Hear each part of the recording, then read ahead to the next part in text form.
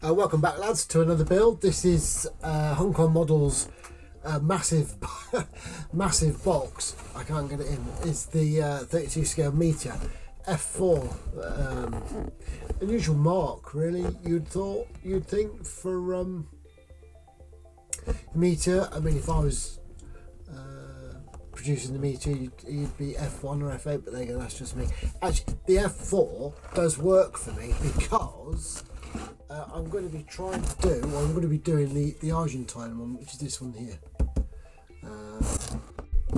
And it's quite important because this is what's in the box, because they were the first Air Force, or the first country to take the Meteor as an export, and they took the F4, so all's all good for me. So it's going to be really out of the box. All I've got is seat belts, and I'm going to bodge these in just to give us, just to liven up the instrument panel a little bit. It's really basic, but you've probably seen reviews of this kit kicking around. It's pretty basic. It's only 100 parts. Pretty big, but pretty basic. Like, you know, there's no engine, which is a real shame. Engine covers it. So they must have thought about putting engines in at some point, but obviously decided they couldn't be bothered. So really, it's cockpit, fuselage together, wings on. Undercarriage, paint. Let's hope it's as easy as that. Argentine. So we'll start cutting up some plasticard, thin plasticard. I couldn't tell you what size this is. I've got two sizes. I've got thicker and thinner, and this is the thinner stuff. And we're just cutting up some lengths. You can see my highly sophisticated steel ruler, and position them into the wheelbase. I got some pictures off the Sam publication Gloster Meteor book that I have. It's okay. It's not too bad. Quite a few pictures, photos, but not quite overly detailed. For some reason I couldn't get much detail on it, but it's all rudimentary stuff. Like I say, this is an old plastic cotton bud. Remember the ones you used to get years and years ago that have been done away with now? Obviously, you use it like a stretch sprue. You can thread copper into it and make like little insulated wiring. It's quite good if you can still get them. Bit of super glue to hold it all in with, and there you go. They're the bays. They'll be painted up and weathered in due course. You have to trust me on that. Undercarriage, it's not badly detailed, easily put together, quite sturdy actually. It's quite a heavy kit, as you can imagine, at 32 scale. It did go through my mind whether these would be strong enough, but absolutely fine. Two-piece wheels, which is a bit, well, it is what it is, isn't it? Obviously got together quite easily. Would be nice to get some aftermarket resin ones, but I couldn't find any.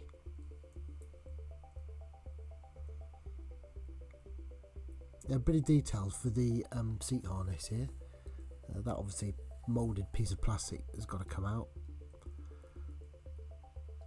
You can see that. We'll try not to cut my thumb off. And what we do, we've got a bit of brass rod that we cut into the correct length and just super glue in. Relatively easy. Nice bit of detail, really. These are the guns that was completely useless. Again, same plastic rod, brass rod, I should say. Excuse me. Super glued into place. Easy upgrade, and they look quite nice.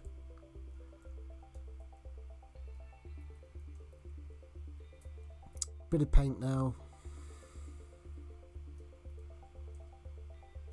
Prime first in black and then obviously overcoated in rubber black. Because as we know, boring old British cockpits are all black.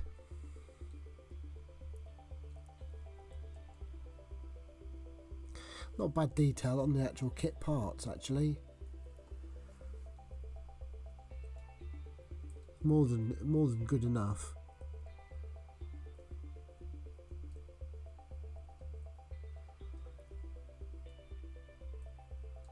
And then coming on to this is matte aluminium, and it really is a matte aluminium. I know that sounds pretty obvious, but there's no shine to this. When it goes dry, it is absolutely dead flat. It is just what it says. The LP metallics, well, all the LP colours from Tamiya are excellent, but the metallics are really good. As is the MRP tire black, which is always my go-to. Bit of dry brushing here with this is flat aluminium again, but this is the XF range of paints. Just trying to get a bit of a worn look to it. Comes out okay. I really should invest in some proper dry brushes than the cheap old nasty old things that I've got. Might make it easier, might make it harder.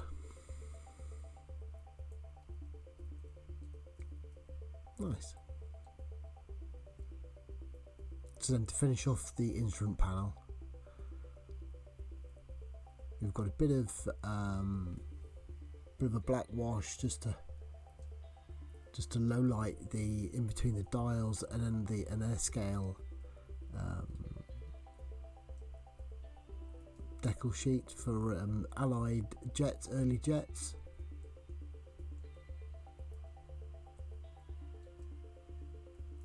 Quite fiddly. As you can see, it really is a bit of a fiddle. I don't really know whether it's actually worth it. There is no decal in the kit, unfortunately.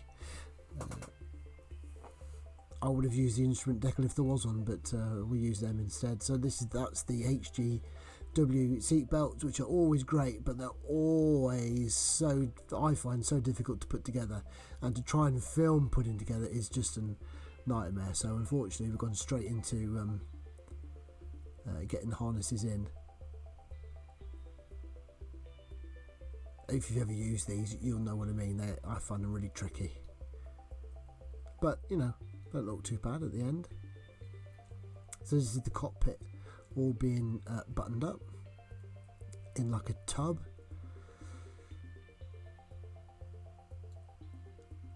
Boring old British cockpits.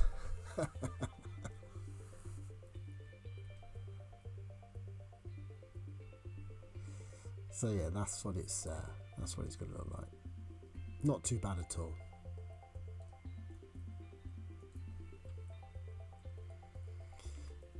So then obviously, the UV resin. So this is dropping some resin colour in from the pen, and subsequently that pen, the resin in there went all yellow just after this. Luckily I got it in just in time. And then with the UV torch, which you don't see, it just cures that resin in seconds.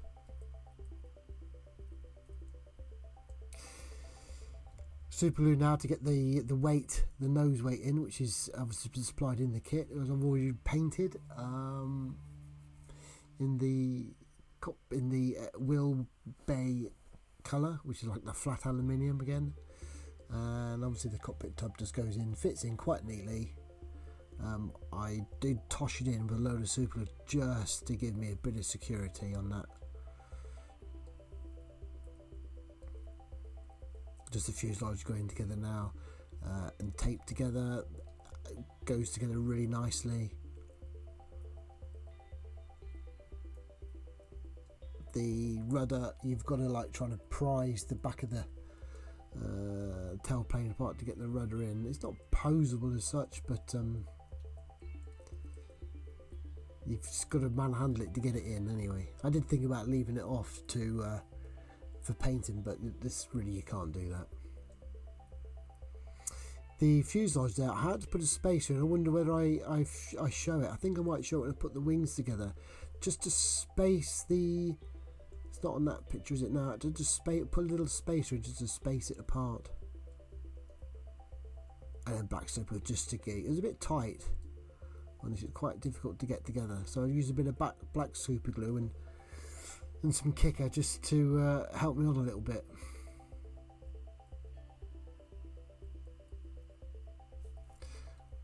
Just for the engines, this is all you get. This is all the detail you get for the engines. It's such a shame, really. Obviously the fuselage is together, and so are the wings. The tailplanes are just over there. I'm now going to tart up all the seam lines. There's no, well, I'm not going to say there's no gaps to fill, because I've just noticed I'll probably have to do something there. I'm not going to show you doing any of this. I've had a go at it over here, underneath here and there. Look, you know, I'm not going to subject you to watching me sand all these seams down, but that's what we'll do next. But not before we add a little bit of detail at the back of the cockpit. There's just at the back of the seat onto the cockpit into the fuselage area. You know what I mean. It's just a flat void. There's nothing there at all. So I thought, oh, there you go. Look. So let's again with the plasticard with unknown thickness, we just make up a little bit of detail. It's probably not that accurate, in fairness, because there should be the runners for the sliding hood, which obviously didn't put in. But there you go. There's a big open void there, which should have an engine in. If you get it right the wrong way around, the right way around even. Tight fit, no problem.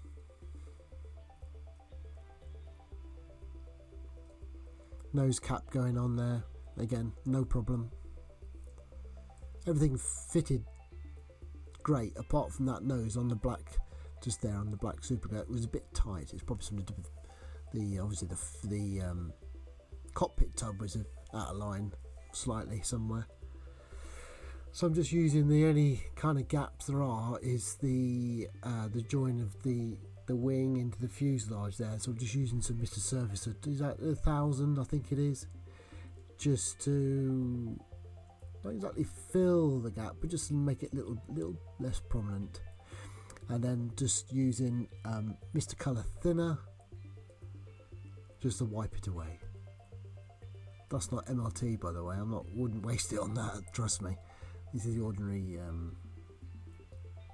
thinner.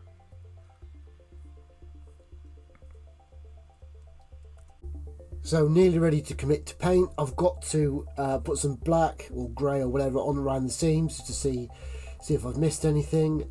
I have got put on some Mr. Surfacer 1000 around all these little areas, just to cover up the join. I don't mind them being a bit of a join there, because obviously there were panels, but I just obviously check the spine and other things. So then obviously it's going to be primed with black, and then I'm probably going to go with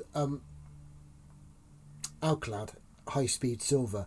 I was going to do HP 11, which I think is okay, like for Second World War or interwar aircraft. But if you're going to go for jets, I just feel that the Alclad gives you a bit of a shine.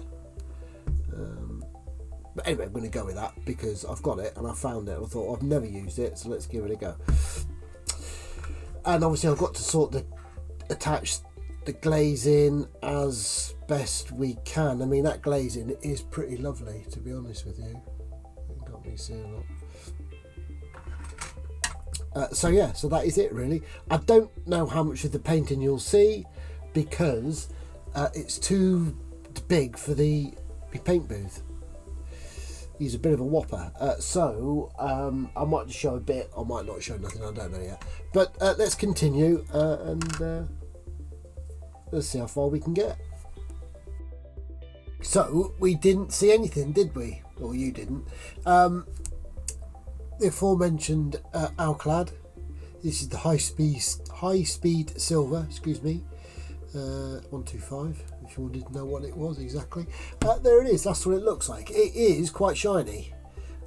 It's not it's not shiny as in a metal finish. Well, it is the metal finish, but you know, it's supposed to replicate silver paint. It is a little bit shiny for that.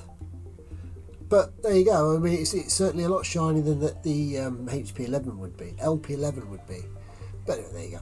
So I've now got the arduous task of masking wingtips and the tail for these colours here. I've mixed up this blue. Now, there's not a lot in there. I hope I've mixed up enough. I've got a little feeling I've not mixed up enough. But anyway, it's not quite as dark as it seems in the what you can see. It's like a grey mid blue, I suppose, and then obviously ordinary XF11. That was just a couple of what was it now? It was let me have a look now if you're interested. The XF blue 5, is it? And some white XF2 and a bit of grey. I just picked up some grey from somewhere. I don't even know what grey it was, just to grey it off a little bit. So now, like I say, it's mask and then paint yellow and blue.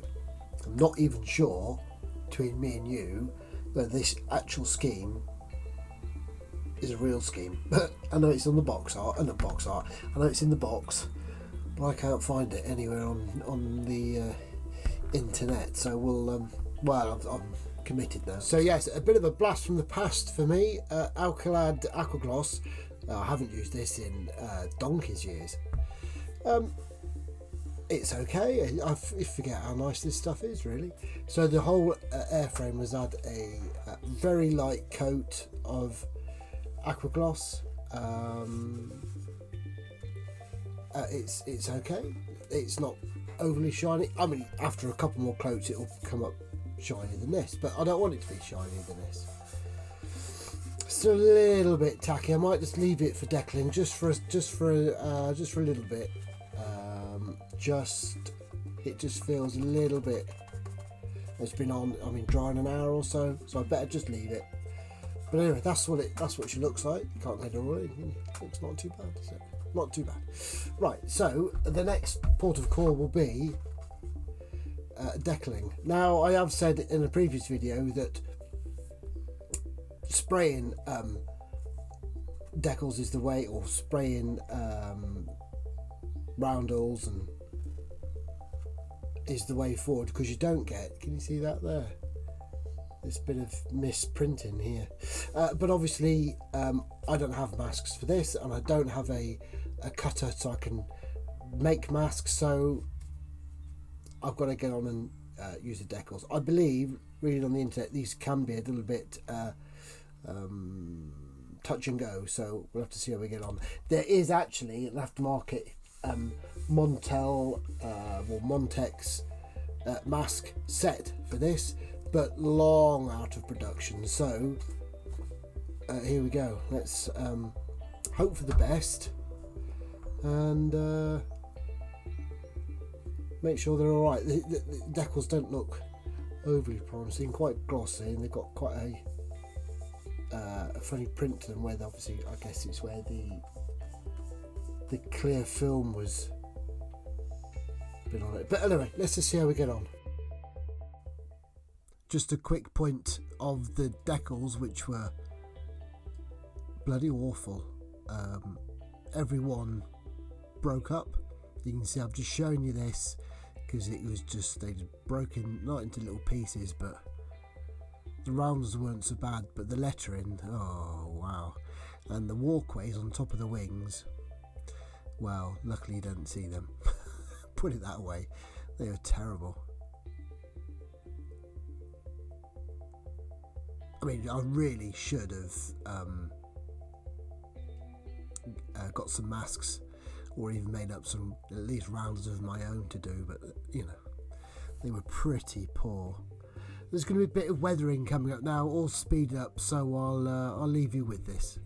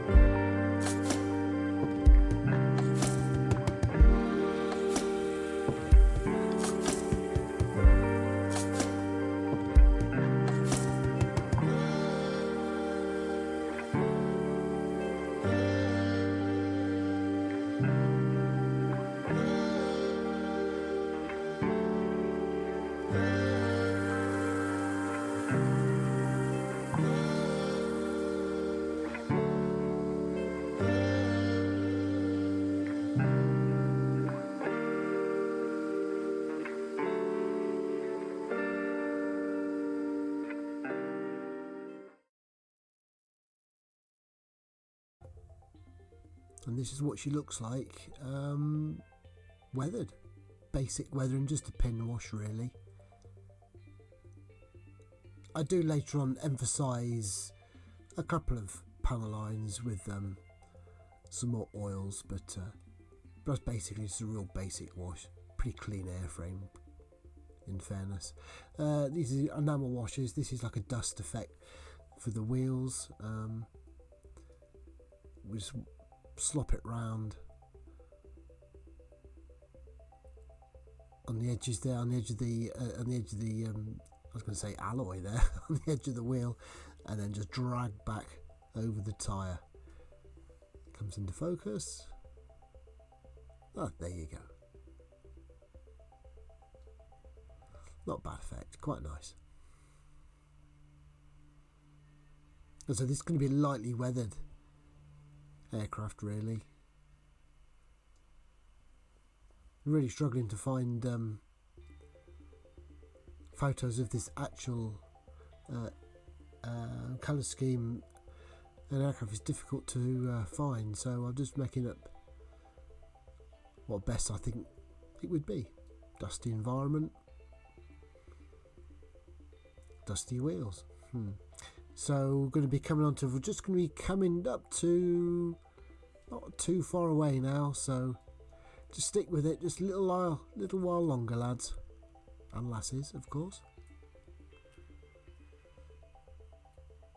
You never come to the end because the undercarriage is going to start to go on. So it fits quite nicely, the undercarriage. Like I said earlier, I was a bit kind of worried whether it would actually be strong enough, but in fairness it seems to be. I do drag it around a bit with the undercarriage on, and there was never ever any danger of it anything pinging off, collapsing or breaking anything.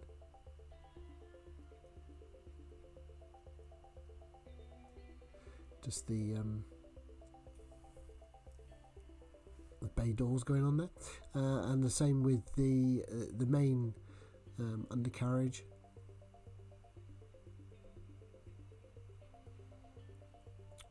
quite an easy fit, nothing complicated, and not much to see, to be honest. Now the jet pipes are hollow, as you can see, and because there's nothing in the where the engines are, you could see right through it. You could see daylight, definitely. So what I've had to do is get some plastic card, spray it black, and then glue them to the back of the jet pipes there. And you can see I'm just going to glue the jet pipe in. It's actually a really nice bit of detail. I don't think you can quite see it, but the kit part is really quite nice.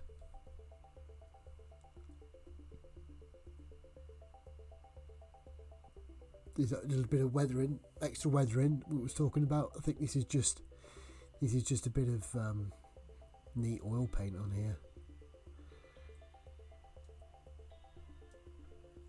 Just let it flow into the. I think I watered it down a little bit, thinned it down a little bit. Let it flow into the panel lines, and then just really just blended it in. Nothing fancy, nothing special. What I did do though, come right to the very end, and I lost the pit-up tube. Couldn't find it anywhere. Subsequently, I did find it, of course. So I had to take a decision. What do I do? So I'm gonna have to make my own, just as I'm finishing So I've cut out the kit area, if you like. A bit of sprue. We've cut to size. We've got some super glue and talcum powder. It is talcum powder. Just to make up like a filler. All basics here, nothing fancy in this channel. Make up a filler, and then obviously that goes off quite quickly, and sand away. Obviously dreading what I'm going to find when we remove the tape. Well, you'll find out in a minute. So I'm using this on the. I just finished it. I'm thinking, oh, what can I go wrong now?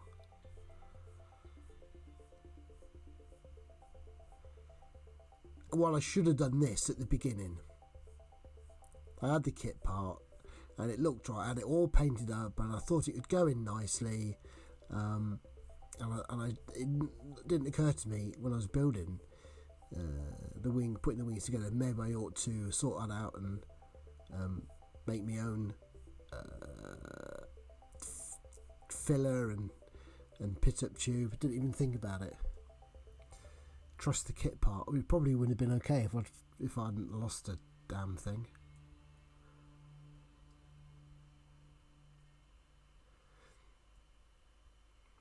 Pre-drilled hole in my little bit of plastic, and then remove the tape, thinking I'm going to find all sorts of horror. In actual fact, not at all.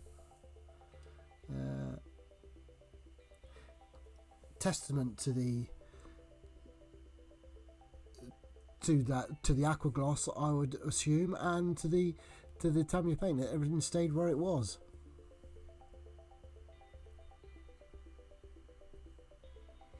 Very final pieces. Now I'm going to say thank you for getting this far, boys and girls.